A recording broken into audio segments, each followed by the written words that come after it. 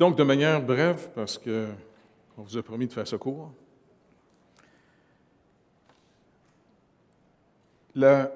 bientôt, on va commencer finalement la première lettre de Jean. La première lettre de Jean, c'est un peu l'application de son évangile. Il faut se rappeler que l'apôtre Jean, y a-t-il un petit écho qui se fait? C'est pas trop, hein? L'apôtre Jean a écrit, c'est le dernier écrivain poussé par le Saint-Esprit. Il faut se rappeler une chose très importante aussi. Ces gars-là n'ont pas écrit leur opinion, leur compréhension personnelle. C'est le ministère particulier du Saint-Esprit, et puis même notre traduction qui dit « inspiré par le Seigneur », tu sais, dans 1 Timothée chapitre 3,16. En réalité, c'est plus que « inspiré », c'est, je ne sais pas si ça existe en français, « spirer », « pousser ». C'est carrément le Saint-Esprit qui est derrière, finalement, le texte. Jean va écrire, parce qu'il y a un besoin que le Saint-Esprit réalise, il va écrire vers la fin de sa vie. L'Église, maintenant, est rendue à 2 ou 3 générations. Et le danger, finalement, qu'on peut avoir, c'est de, comment je pourrais vous dire, croire plus dans une institution qu'en Jésus-Christ. Tu sais, moi, j'ai connu des gens qui ont joint, tu sais, ça fait plus quasiment 43, 44 ans que je suis pasteur, tu sais, que j'ai commencé à faire de l'évangélisation dans mon quartier quand je suis revenu. Et j'ai vu des gens venir nous joindre. Et j'aimerais juste qu'on se rappelle une vérité très importante. L'homme naturel peut se délivrer de certains esclavages. Vous comprenez? On peut se délivrer de certains péchés sans nécessairement avoir reçu le pardon. Par exemple, s'il y a des gens qui ont des problèmes avec la drogue, l'alcool, la sexualité, ça peut devenir des addictions et ça peut carrément gâcher votre vie. Eh bien, il y a des institutions qui peuvent vous aider à vous en sortir. Mais parce que trop souvent, on dirait que quand les gens annoncent l'Évangile, on dirait qu'on annonce que la délivrance du péché. C'est pas ça seulement. Oui, le Seigneur peut nous aider et nous délivrer du péché, c'est sûr. Mais n'oubliez pas que l'homme naturel peut aussi se faire confiance pour se délivrer de certaines tendances qui gâchent sa vie. Par exemple, moi j'ai des amis, pas sûr du tout qu'ils soient des croyants, mais quand ils étaient jeunes, ils étaient esclaves de l'alcool, de la drogue. Et aujourd'hui, parce qu'ils ont été chez les alcooliques anonymes ou bien la drogue, ainsi de suite, bien, ils s'en sont sortis. Mais ça ne veut pas nécessairement dire qu'ils savent marcher avec Dieu. Le salut en Jésus-Christ, ce n'est pas simplement se débarrasser de nos péchés, même si ça fait partie finalement de ce qu'il nous promet. Et c'est une chose que normalement, on devrait travailler à être affranchi de ce qui gouverne nos désirs. Parce qu'n'oubliez pas, votre raison fonctionne pour trouver des raisons à vos désirs. Et c'est pour ça que c'est important que le Saint-Esprit produise en nous des désirs contraires à ceux de la chair. Maintenant, le trésor de la vie chrétienne, d'après vous, c'est quoi? Je sais que vous avez peur du piège, là, que je vous tends. Le trésor de la vie chrétienne, c'est de marcher avec le Seigneur. Et ça, naturellement, nous ne pouvons pas marcher avec le Seigneur. Soyons très clairs. Vous pouvez faire de la religion, et c'est très dangereux. Parce que la religion, c'est comme un acteur qui apprend les règles du groupe pour jouer à ça. Mais si vous n'avez pas la vie, vous allez juste acter la vie. Et donc, c'est vraiment important pour nous ce que Jean va nous écrire. Il va nous montrer que la vie, elle est venue. Elle s'est manifestée au milieu de nous en s'incarnant, en devenant un être humain. La vie, c'est la deuxième personne de la Trinité. La parole de Dieu, c'est la deuxième personne de la Trinité. Et la vie était la lumière des hommes quand Dieu nous a créés. N'oubliez pas, il nous a créés vivants. Mais en mangeant l'arbre de la connaissance du bien et du mal, on a perdu la vie et on est sombré, on est tombé dans les ténèbres.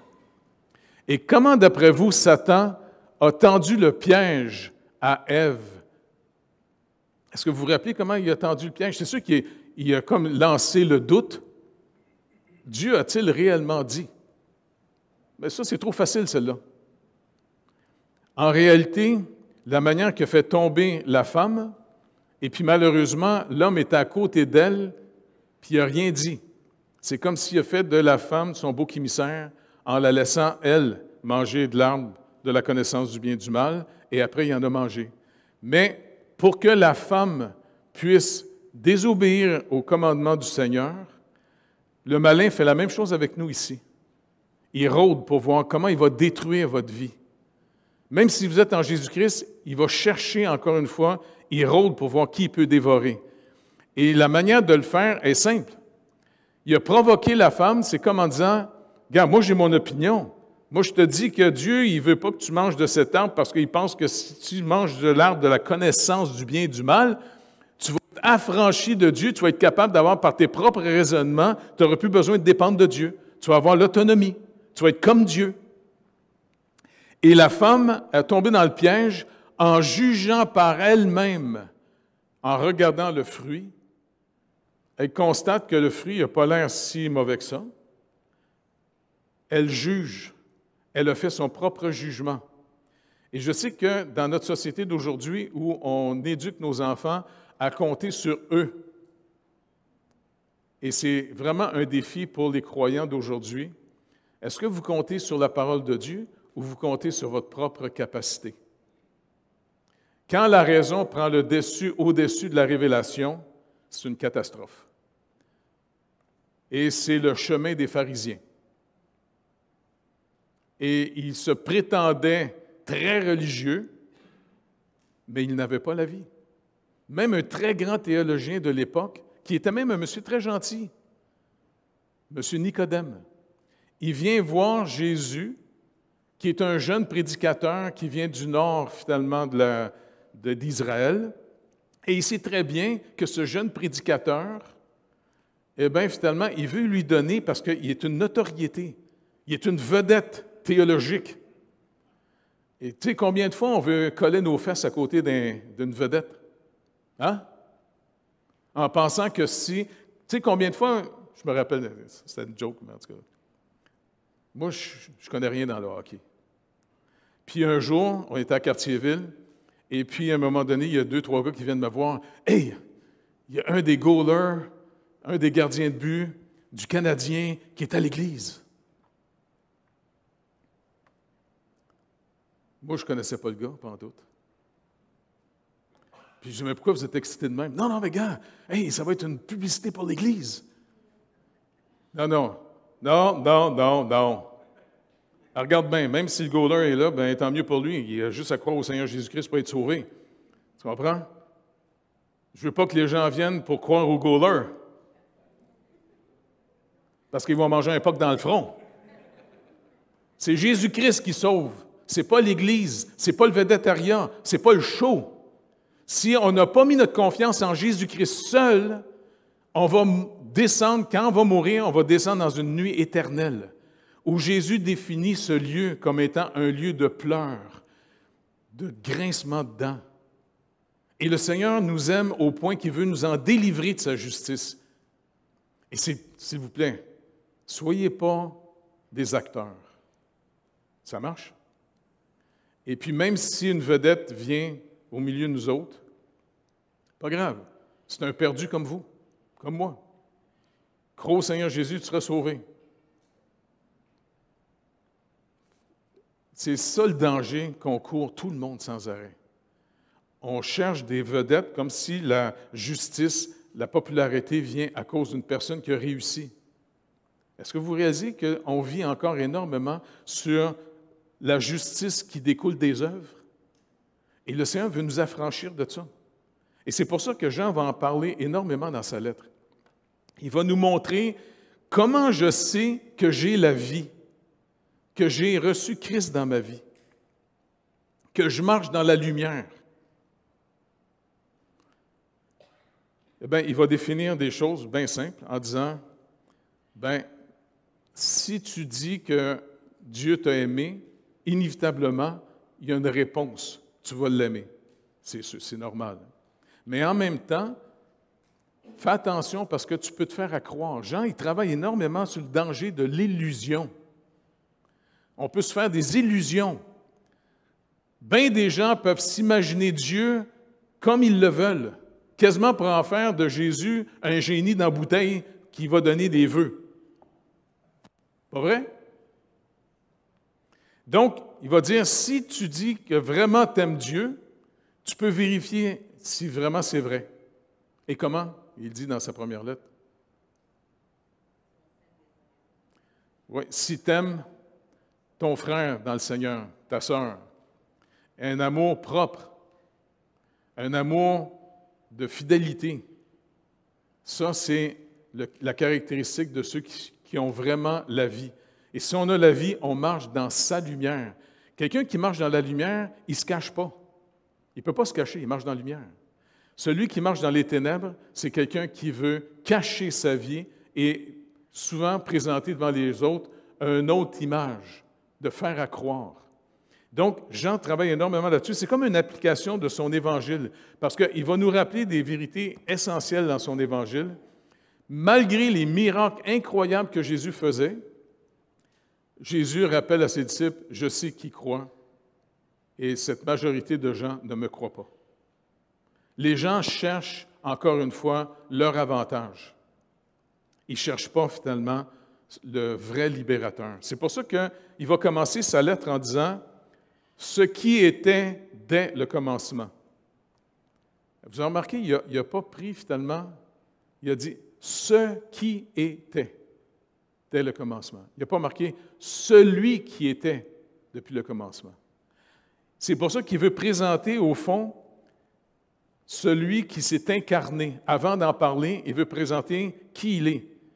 Il est la vie, la lumière, il est finalement le Logos de Dieu, la raison de la création, le Créateur par lequel le Père a tout créé, ce qui rappelle aussi au chapitre 1 de son Évangile, quand il commence ça, il nous rappelle finalement que... Et il va commencer à définir en disant « ce que nous avons entendu, ce que nous avons vu de nos yeux, ce que nous avons contemplé et que nos mains ont touché concernant la parole de vie. » En d'autres mots, il dit, je vais vous parler, nous allons, parce que quand le « nous » ici, c'est lui et les autres apôtres. Ils vont parler comme des témoins. Et puis il dit, ce n'est pas une vision qu'on a eue, là. On a vécu avec lui.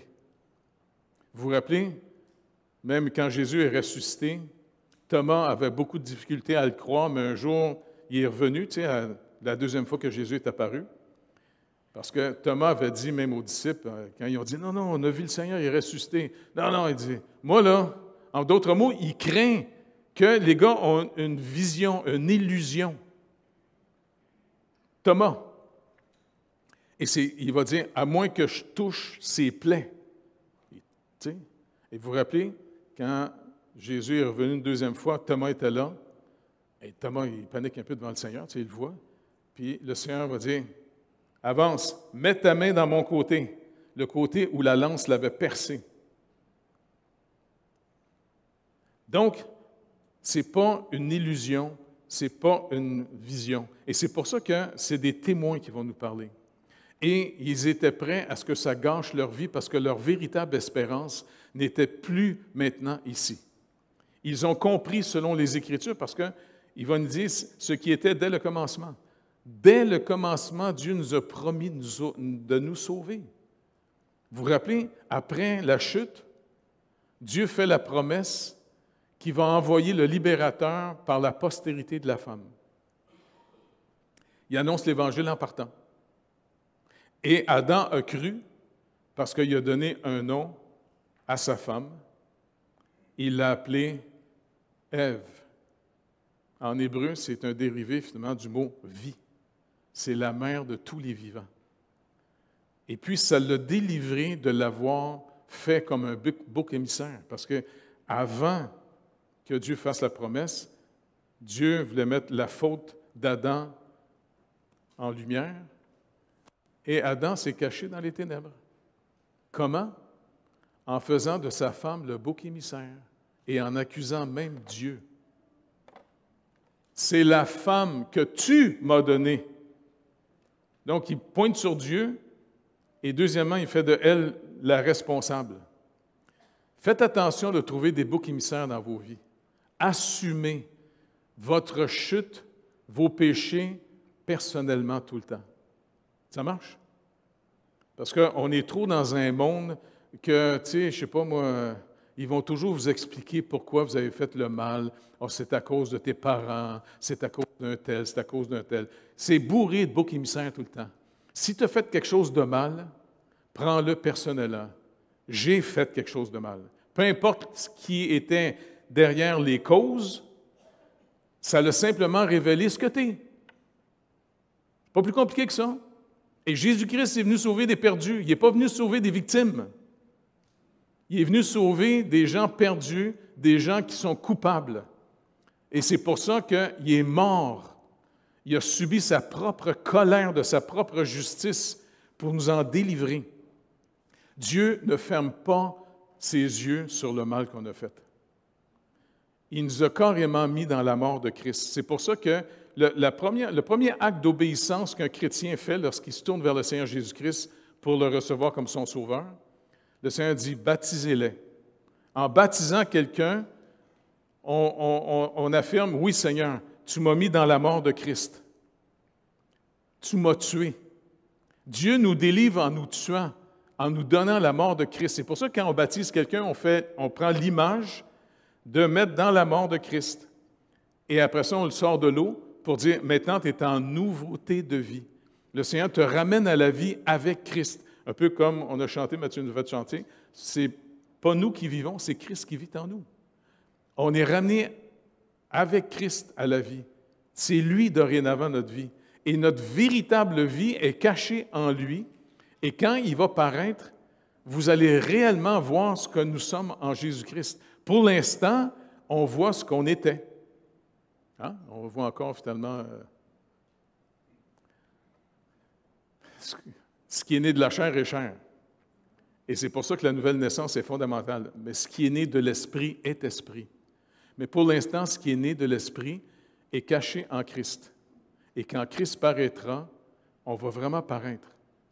Pour l'instant, faisons attention, parce que c'est comme si on a deux sources maintenant en nous. Il y a deux sources dans lesquelles vous pouvez vous confier pour essayer d'avoir de la confiance, pour avoir des victoires. La chair ou l'esprit. Et Jean va nous apprendre comment on apprend à marcher avec le Seigneur. Il y a seulement ceux qui sont nés de nouveau, nés de l'Esprit de Dieu, qui peuvent maintenant marcher avec le Seigneur en nouveauté de vie. Faites attention de penser que vous êtes sauvés simplement parce que vous avez été capable de vous délivrer de l'alcool, de vous délivrer, je ne sais pas moi, de l'obsession de la sexualité, de vous délivrer finalement du désir du pouvoir, de la drogue, de toutes sortes de péchés comme ça.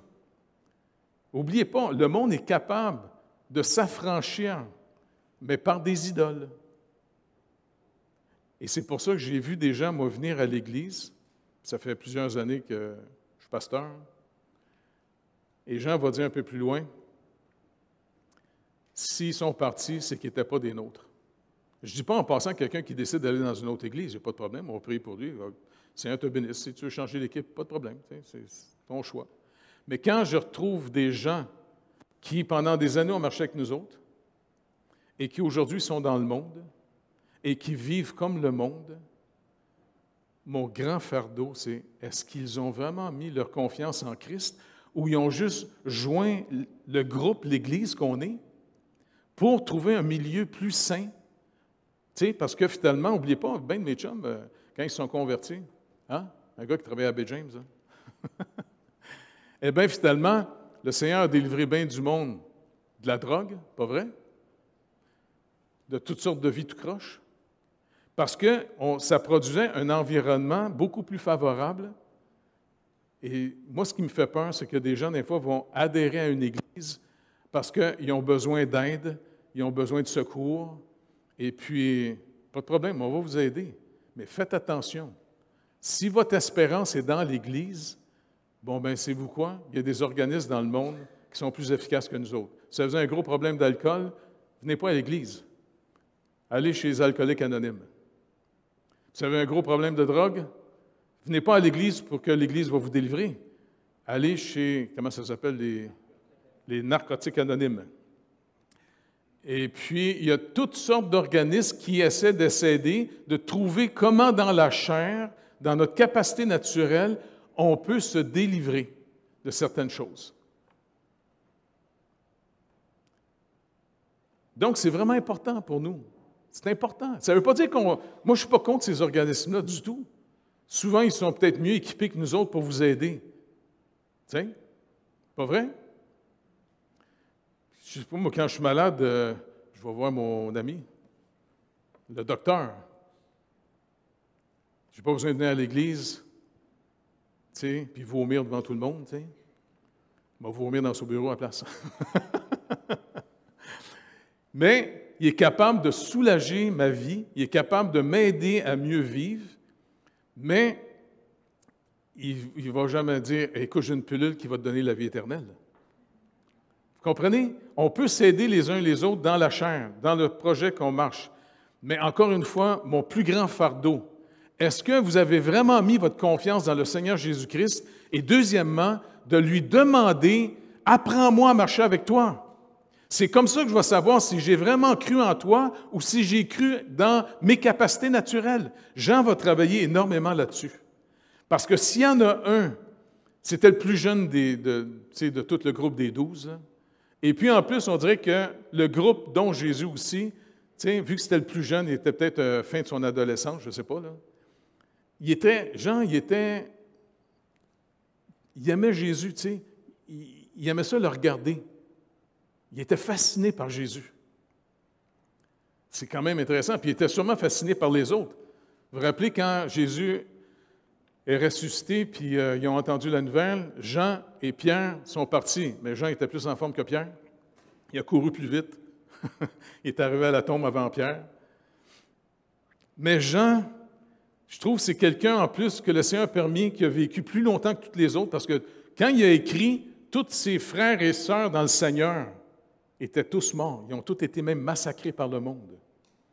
Par contre, le Seigneur va préserver sa vie à lui, même s'il a été persécuté, et puis ainsi de suite. Il était à Patmos, ainsi de suite. Tu sais. Et puis, là, il va écrire surtout pour fortifier les églises en Asie, ou ce qu'on appelle aujourd'hui en Turquie. Paul avait travaillé là. Il a déménagé là. Et puis, il va leur parler en disant, attention, faites attention, joignez pas un groupe favorable juste pour vous aider humainement. La seule porte pour rentrer dans la véritable maison de Dieu, c'est Jésus-Christ. Parce que le corps, c'est Christ et il est la tête du corps. Donc, quelqu'un peut entrer ici sans être né de nouveau et vivre avec nous autres pendant des années, jusqu'à temps qu'une petite chicane arrive, puis « Ah, là, je vous aime plus. On va trouver une église où il y a du monde plus le fun. » Bien, si vous trouvez du monde toujours plus le fun, bien, en réalité, ce n'est pas en Christ que vous avez cru. Bien, je vais vous dire où est-ce que le goaler des Canadiens est parti. Vous irez le voir, c'est d'autres, OK? Parce que moi, je suis concerné par le Seigneur. Nous, les anciens, on va rendre compte au Seigneur comment on s'est occupé de vous autres. Et puis, moi, je suis content, tu sais, c'est le fun en vieillissant, là. Avez-vous remarqué, les vieux, nous autres, les vieux, là? Avez-vous remarqué comment le temps passe vite? L'été, il va déjà finir bien vite. On sort les râteaux bien vite. Puis la pelle. C'est le fun. Écoute, dans pas grand temps, on va aller souper au ciel. Pas le fun, ça? Quand le Seigneur va nous accueillir, on s'en va au festin de l'agneau. Ça va être fascinant. Donc, je sais, selon les Écritures dans Hébreux, chapitre 13, il nous est rappelé une chose, c'est pour ça que je vous ai demandé, priez pour nous, s'il vous plaît, nous autres les anciens.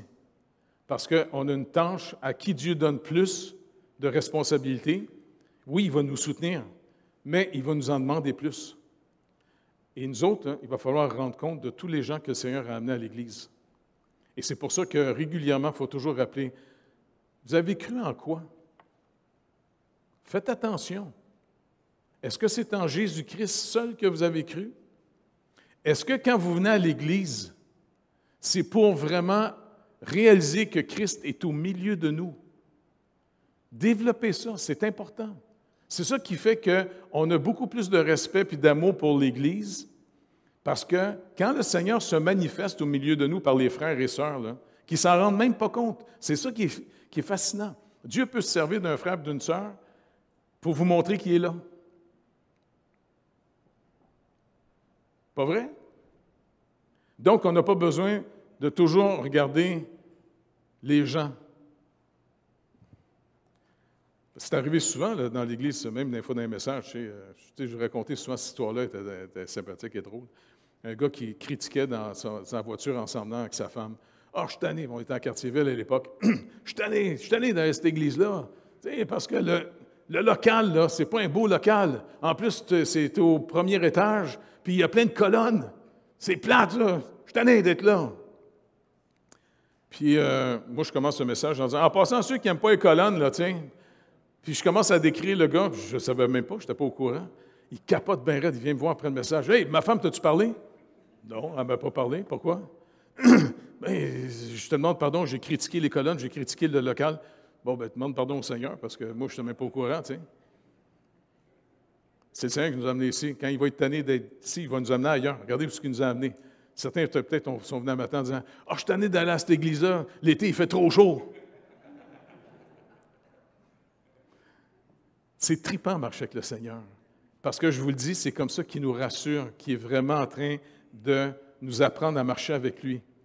Paul le dit, c'est pas moi qui vis, comme il l'a fait chanter, c'est Christ qui vit en nous. Mais il faut développer cette vie-là. Donc, Jean va nous en parler. Fait que je vous conseille de lire la première lettre de Jean et aussi avec son évangile. Ça marche? Lisez ça. Vous allez voir la cohérence incroyable. Et Jean va surtout dans sa première lettre montrer comment on applique ça, comment on vit ça. Vu qu'on a dit qu'il faisait chaud, qu'on va faire ce tour, on va arrêter là. Merci d'être venu malgré la chaleur pour rencontrer le Seigneur. Tu te rappelles-tu comment il s'appelait le joueur de hockey?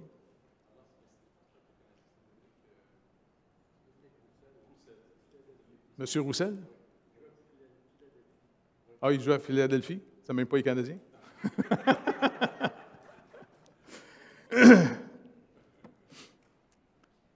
Si jamais Céline Dion vient et elle vient chanter avec vous autres, les chantes, là. Pas grave, on chante devant le Seigneur, OK? Oh, ben. Écoute, Seigneur, encore une fois, ma supplication devant toi, c'est juste toi, Saint-Esprit de Dieu, qui peut le faire, de glorifier Jésus-Christ au milieu de nous. Car plus on va connaître le Seigneur Jésus, par toi, Saint-Esprit de Dieu, au moyen des Écritures, et marcher avec toi, bien, Jésus nous a dit que plus on va le connaître, plus on va connaître le Père. Parce que c'est toi, Seigneur Jésus, qui nous révèle, qui nous manifeste le Père, celui qui nous a tant aimés et qui nous délivre de la colère qui s'en vient sur le monde. Fait que s'il vous plaît, Seigneur Dieu, bénis-nous, apprends-nous à marcher avec toi, rassure-nous, afin que la journée que tu vas venir nous chercher, eh bien, ça va être une belle journée. On n'est pas suicidaire, mais on s'en va chez quelqu'un qui nous aime. Et c'est quelqu'un qui nous aime qui s'en vient nous chercher. Merci énormément. Puis surtout, pendant qu'on est vivant, pendant que tu nous accordes la vie, Seigneur, fais de nous des témoins. Tu nous as dit dans ta parole qu'on est le sel de la terre. Ce n'est pas qu'on a du sel en nous, là. On est le sel. On est le signe que tu as fait alliance avec le monde. Et deuxièmement, tu nous rappelles aussi, vous êtes des enfants de lumière. Bien, si on brille de ta lumière, c'est que tu réfléchis sur nous. On ne produit pas la lumière par nous-mêmes. Seigneur, s'il vous plaît, délivre-nous de s'attendre à nous-mêmes, de se glorifier dans nos œuvres et de continuer à chercher de plus en plus ta volonté pour marcher dans les œuvres que tu as préparées d'avance. Et c'est fascinant de marcher là-dedans. Tu nous as fait vivre depuis plus de 40 ans toutes sortes de choses incroyables. Et c'est pour ça qu'on peut parler de toi avec enthousiasme, Seigneur. Merci de veiller à ce que tout le monde ici soit né de toi, Saint-Esprit de Dieu. Car ce qui est né de la chair est chair. On est tous nés de la chair, c'est pour ça qu'on est là. Et deuxièmement, pour faire partie du royaume de Dieu, ce qui est né de l'Esprit est Esprit. Saint-Esprit de Dieu, merci de glorifier Jésus-Christ par lequel tu nous donnes la nouvelle naissance. Et puisque c'est un don gratuit, tu le dis dans ta parole, demandez et vous recevrez. Seigneur, que personne ne se prive de te demander d'être sauvé et de recevoir la vie éternelle, et Saint-Esprit de Dieu, de venir habiter tous les croyants et de nous montrer ensemble, collectivement, ta volonté. Merci, Père. Et merci pour le lieu, même s'il fait chaud. Amen. Dieu vous bénisse.